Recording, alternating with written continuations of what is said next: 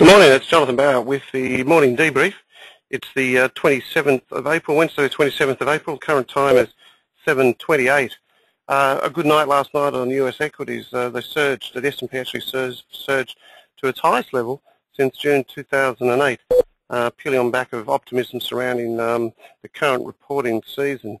We had good reports there from IBM and the like, 3M, and as a result of that, people are expecting good returns and profits. One of the key questions we've got to ask ourselves is whether or not that's purely on the back of the stimulus packages that the Fed's been pumping into the economy, or is the actual economy actually moving ahead on its own steam? Well, that'll only time will tell on that, and we'll really have to see what happens. We do have some good data tonight in the States, so that's going to be quite crucial. Durable goods orders, also the FOMC rate decision. Expected rates remain unchanged there. I'll also be tuned into what Bernanke has to say concerning the decision and what he's actually feeling about interest rates in the States, because some of our primary inputs remain very, very high. So you can't really move on interest rates because that's only going to store any expansion. So if you've got an economy that's coping with higher inputs, coping with stimulus, and you add more on interest rates, then that could be the straw that broke the camel's back in terms of recovery. So it will be very interesting to see how Bernanke handles these questions, or how he handles what's actually happening, not in America, but what's happening in China, India, obviously Europe, where they're trying to control their expansion. So it's an interesting space to watch. Anyway, let's have a little bit of a wrap as to what happened on last night. It'd be interesting to note. So our market comes back from its holidays. So we'll see how that actually works. There we go. We'll just get that. Excuse me. Okay, as we mentioned, good strong night here on the Dow. Dow's up 115 at 12,595. S&P up 11, 1347. The Nasdaq was up 21 at 2847. Just having a look at the Europe. Top 50 was up 19 at 29.55. FTSE was up 51. The CAC was up 23. DAX was up 61. Local market closed up 21 points, 4,936. So anything there looks like we'll probably have a little bit of a moving and shaking in terms of whether our market will reach 5,000. So it actually feels as if it's on the card. So let's see how that unfolds. Just have a look at some of the commodities first. Crude oil, finding it difficult to move on either way. Just be carded on the breakthrough at 111. 111 or 110.90, in my mind, will see move like for crude. Concern is that the crude price is remaining too high.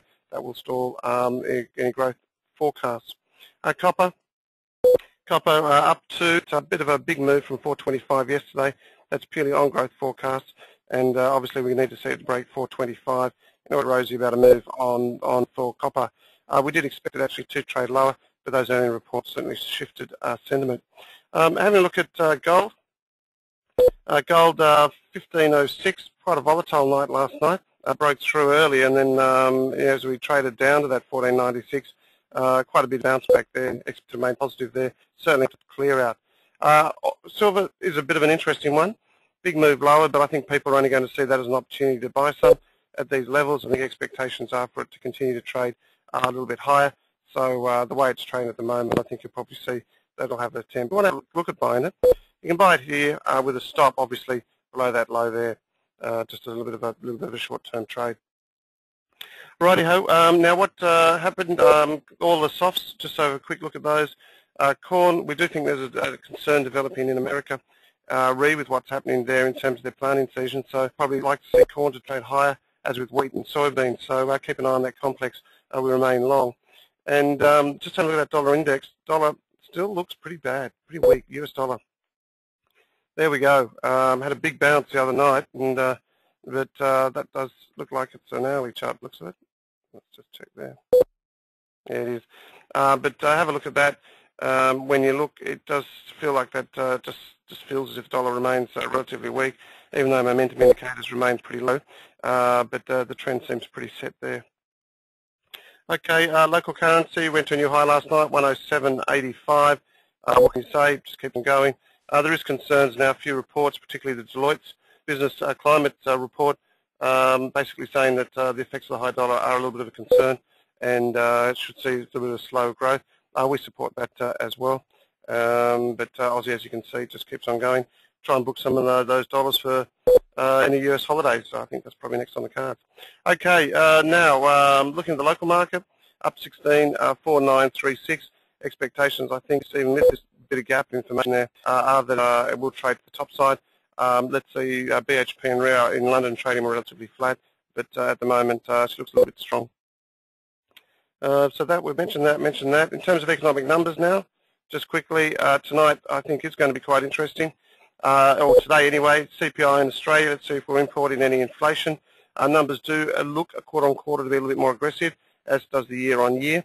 CPI also in Germany, GDP in the UK, industrial orders in the Eurozone, and in the States we've got durable goods orders, which are quite important, and also FOMC rate decision, expecting no change, but let's see what Bernanke has to actually say and talk about what he wants to do with interest rates. As mentioned, it's a bit of a concern there if they decide to go through a tightening phase. Well, that's pretty much about it from us. We still hold a few positions on board. I guess the main ones, we're still long grains, we're short copper, and we've got a very cheeky short in on oil. Let's see what happens on those ones. But we're feeling, look, there should be a bit of a turnaround in some of these primary import markets. Well, that's about it. Have a great day, and we'll certainly talk to you tomorrow. Bye for now.